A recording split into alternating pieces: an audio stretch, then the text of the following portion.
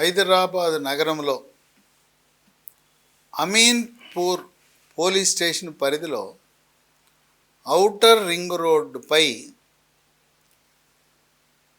సోమవారం 12 ఫిబ్రవరి 9:30 గంటల సమయంలో ఒక కొత్త కారు ఆగి ఉండటం, ఆ కారు డ్రైవింగ్ సీట్లో ఒక మహిళ అలా ఉండిపోవటం చూసి ఆ బాటను వెళ్ళేవాళ్ళు ఏంది, ఏదైనా యాక్సిడెంట్ అయిందా, ఇది కారు రోడ్డు పక్కకు వచ్చేసింది, ఏమైనా యాక్సిడెంట్ అయిందా అని వచ్చి చూస్తే ఒక్కతే మహిళ, ఆమె అపస్మారక స్థితిలో ఉంది. వెంటనే 100 నెంబర్కి పోలీసుకి ఫోన్ చేశారు. పోలీసులు వచ్చారు. ఆమె సెల్ ఫోన్లో నంబర్ చూసి ఫోన్ చేస్తే ఆమె ఒక డాక్టరు, మెడికో, ఆమె పేరు అర్చనా రెడ్డి. ఈమె బాచుపల్లిలో ఉండే మమతా మెడికల్ కాలేజీలో ఎంబీబీఎస్ పూర్తి చేసి ఇప్పుడు మరొక సంవత్సరం పాటు చేయవలసిన ఇంటర్న్షిప్ చేస్తూ ఉంది, ప్రాక్టికల్ ట్రైనింగ్ చేస్తూ ఉంది. ఆమెని 9:30కి అక్కడ చూసిన తర్వాత ఆమె పనిచేస్తున్న హాస్పిటల్ బాచుపల్లిలో ఉండే మమతా జనరల్ హాస్పిటల్కి తీసుకువెళ్ళారు. పాపం శాయశక్తులా ప్రయత్నించారు, అన్ని రకాల చికిత్సలు చేశారు. 4:30 దాకా అనేక రకమైన ప్రయత్నాలు చేశారు, అయినా ఏమీ ఫలించలేదు. 4:30కి ఆమె మరణించింది. అక్కడ పరిస్థితి చూస్తే కారులో కొన్ని సిరంజిలు ఉన్నాయి, కొన్ని మందు బాటిల్స్ ఉన్నాయి. తర్వాత చేతికి, ఎడమ చేతికి మనం నరానికి గ్లూకోజ్ ఎక్కించడానికి ఒక ప్లాస్టిక్ ట్యూబ్ సన్నది పెడతారు. గతంలో ఈ నీడిల్స్ పెట్టేవారు, సూదులు పెట్టేవారు. సూదులు కాకుండా సన్నటి ప్లాస్టిక్ పైపు పెడతారు. దీన్ని వైద్య పరిభాషలో క్యాన్యులా అంటారు. ఆ పిల్ల ఆరోగ్యంగా ఉంది, క్యాన్యులా పెట్టుకుంది. క్యాన్యులా మనంతగా మనం పెట్టుకోవచ్చు, లేదా ఏ నర్సును అడిగి పెట్టించుకుందా, మనం కూడా పెట్టుకోవచ్చు. పెట్టుకుని ఇప్పుడున్న పరిస్థితుల్లో ఆమె తనను తను చంపుకుంది, మందిచ్చి. ఆత్మహత్య, నొప్పి లేకుండా. డాక్టర్ కదా, ఆమెకి పరిజ్ఞానం ఉంది. ఈ రోజుల్లో ఊరేసుకోవాలంటే చాలా కష్టం. ఇంతకుముందు పురుగు మందులు తాగేవారు, అలా కాకుండా ఈమె పెయిన్లెస్ డెత్, ఎటువంటి కష్టము లేని మరణం, ఆత్మహత్య చేసుకుంది. ఇప్పుడు పూర్వాపరాల్లోకి వెళ్తే ఈ రచనారెడ్డి నవంబర్ 2023లో ఆమెకి వివాహం, నిశ్చితార్థం జరిగింది. మార్చి 24న మరికొద్ది రోజుల్లో వివాహం జరగవలసిన సమయం ఆసన్నమైంది. చాలా అందంగా ఉంటుంది రచనారెడ్డి. ధనిక వర్గానికి చెందిన ఆడపిల్ల, ఎందుకంటే సొంతంగా కారు. ఆమె పరిస్థితి, ఆమె ఆర్థిక పరిస్థితిని చూస్తే ధనిక వర్గం. సోదరుడు కూడా డాక్టరే. ఇప్పుడు ఈ రచనారెడ్డిని బాచుపల్లి హాస్పిటల్లో మరణించిన తర్వాత ఆమెని పటాన్చెరు ప్రభుత్వ హాస్పిటల్లో శవ పరీక్ష, పోస్ట్ మార్టంకు పంపించారు. ఆమె ఒక మందు ఎక్కించుకుని మరణించింది, పెయిన్లెస్ డెత్. ఈ శవ పరీక్షకి వెళ్ళినప్పుడు అక్కడుండే ఫారెన్సిక్ నిపుణులు, డాక్టర్లు రక్త నమూనాలను సేకరిస్తారు. రక్త నమూనాలతో పాటు ఏమైనా విషం తాగిందా, విషపూరితమైన ఏమైనా తీసుకుందా అని పరీక్ష చేయటానికి జీర్ణాశయం నుండే అక్కడుండే రసాలు సేకరిస్తారు. అక్కడుండే జీర్ణకోశం నుండే ద్రవాలు సేకరిస్తారు, బాటిల్లో పంపుతారు. వివిధ అవయవ భాగాలు, మెదడు, ఊపిరితిత్తులు, కాలేయము, మూత్రపిండాలు, ఊపిరితిత్తులు ఆ భాగాలను కూడా సీసాల్లో సేకరించి ఫారెన్సిక్ ల్యాబొరేటరీకి విశ్లేషణకు పంపుతారు.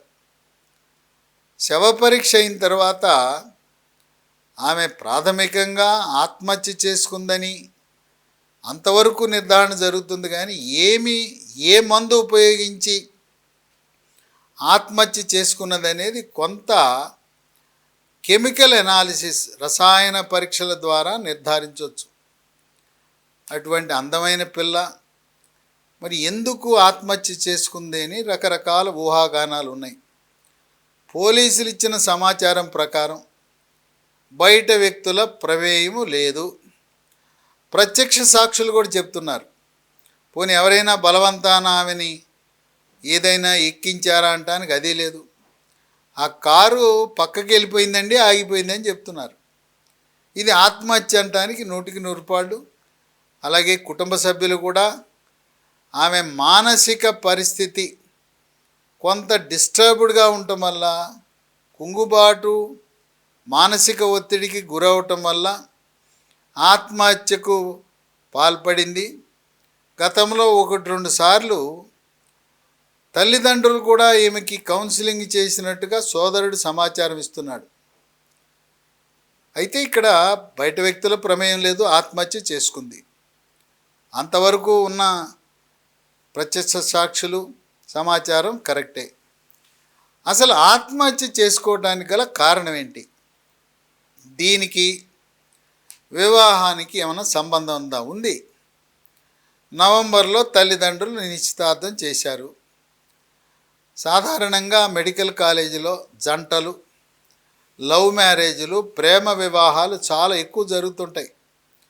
కులాంతర వివాహము, మతాంతర వివాహము, పేదవాళ్ళు ధనికుల్ని చేసుకోవటం, ధనిక వర్గాలకు చెందిన అమ్మాయిల్ని పేద వర్గాలు చేసుకోవటం, పేద అబ్బాయిలు, ఇవి సర్వసాధారణంగా జరుగుతాయి.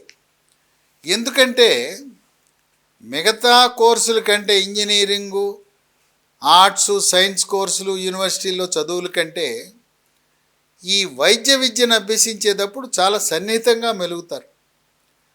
మొదటి సంవత్సరంలో అనాటమీ అని అక్కడ శవాలను విశ్లేషణ చేసే విభాగం, అక్కడి నుంచి ప్రారంభించి ఒక 5 సంవత్సరాలు వాళ్ళు అవినాభావంగా స్నేహితులుగా ఉంటారు.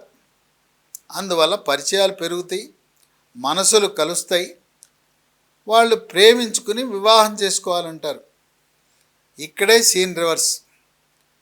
ధనిక వర్గానికి చెందిన ఆడపిల్లలు, ఏ ఆటో నడుపుకునే కుర్రవాడికి సీట్ వస్తుంది, వాడు మెరిట్ మీద వస్తుంది, లేదు పాపం రిజర్వేషన్లో వచ్చి ఉంటుంది. ఆటో నడిపే కుర్రవాడికి ఆ తండ్రి ఆటో నడుపుతుంటే ఆటో నడిపేవాడి కొడుక్కి వాడు డాక్టర్ అయినా కోటీశ్వర్లు, అగ్రవర్ణాలకు చెందిన అమ్మాయిని ఇవ్వటానికి తల్లిదండ్రులు ఎట్టి పరిస్థితుల్లో అంగీకరించరు. సోదరుడు డాక్టర్ అయినా మన ఇంటి వరకు వచ్చేసరికి కబుర్లు చెప్తారు, కానీ మన ఇంటికి వరకు వచ్చేసరికి మన సోదరో మన అమ్మాయి అయితే అబ్బేబ్బే ఎట్ట కుదురుతుంది, వాళ్ళ కులం ఏంటి, మా కులం ఏంటి, వాళ్ళేంటి, మా వాచ్మెన్ స్థాయి, మా సెక్యూరిటీ గార్డు స్థాయి లేని వాడి కొడుక్కి మేము ఇవ్వటం ఏంటి అనేది వాళ్ళ యొక్క ఆలోచన ధోరణి ఉంటుంది. నా అంచనా ప్రకారం, నా గత అనుభవాల ప్రకారం అమ్మాయికి ఇష్టం లేకపోయినా అమ్మాయి ఎవరితోనో ప్రేమించి ఉండే అవకాశం ఉంది. ఎవరినో చేసుకుందామని ఇప్పటికే ఆలోచనలో ఉండుండొచ్చు.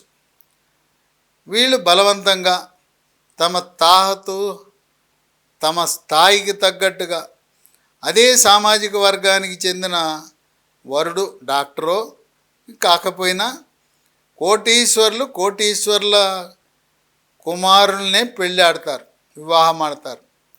అలాంటి వాళ్ళని నిశ్చితార్థం చేసి ఉండొచ్చు. తర్వాత కొన్ని మీడియాల్లో ఎవరినైతే వివాహం ఆడాలనుకున్నారో అతనికి ఈమెకు మనస్పర్ధలు వచ్చినట్టుగా సమాచారం మీడియాలో వస్తూ ఉంది. అంటే తల్లిదండ్రుల బలవంతం మీద నిశ్చితార్థము ఈ రచనారెడ్డి అంగీకారము లేకుండా జరిగి ఉండొచ్చు. అంగీకారం లేకుండా జరిగిన తర్వాత పెళ్ళి కూడా బలవంతపు పెళ్ళి, బలవంతపు నిశ్చితార్థం, బలవంతపు పెళ్ళి. అమ్మాయేమో ఎవరినో ప్రేమించి ఉండే అవకాశం ఉన్నది. అందువల్ల తన లక్ష్యం నెరవేరటం లేదని మానసికంగా డిప్రెషన్కి గురైంది, కుంగుబాటుకు గురైంది. ఇప్పుడు మార్చి బలవంతంగా నా మెడలో ఇష్టము లేనివాడు తాళి కడతాడు అని ఊహించుకుని ఇలాంటి బతుకు బతికే కంటే హాయిగా దేవుని సన్నిధికి వెళ్ళిపోదామని రచనారెడ్డి భావించుండొచ్చు. కనుక ఆత్మహత్యకు గల కారణం ఆస్తి, అంతస్తు, కులము, మతము ఇవే అవరోధంగా మారి సమాజంలో ఈనాటి తల్లిదండ్రులు, విద్యాధికులు, డాక్టర్లు అందరూ కూడా నా సొంత కులం వాడే కావాలి, నా కనీసం అగ్రవర్ణాలు అయి ఉండాలి. కొంతమంది చెప్తుంటారు, ఎవరైనా పర్వాలేదు అగ్రవర్ణాలు ఉంటే చాలు, పోనికి కనీసం బీసీ అయినా పర్వాలేదు, ఎస్సీ ఎస్టీలు అయితే వద్దంట. వాళ్ళు మనుషులు కాదా? అందువల్ల ఈ సమాజంలో ఉన్న అసమానతలు, మనకున్న ఆస్తి వాళ్ళకి ఇచ్చి వాళ్ళు ఏదో ప్రేమించుకున్నారు, వాళ్ళని ప్రోత్సహిద్దాం. ఇక దైవ లిఖితం, విధిరాత ఎలా ఉంటే అలా జరుగుతుందని తల్లిదండ్రులు పెద్ద మనసుతో అమ్మాయి యొక్క మానసిక పరిస్థితిని బట్టి అమ్మాయి తప్పకుండా తల్లిదండ్రులతో చెప్పుంటుంది, నాకు ఇష్టం లేదు ఇది, నేను ఫలానా వాడిని చేసుకుంటానంటే తల్లిదండ్రులు బలవంతం చేసి ఆమెను ఒప్పించి ఉండొచ్చు.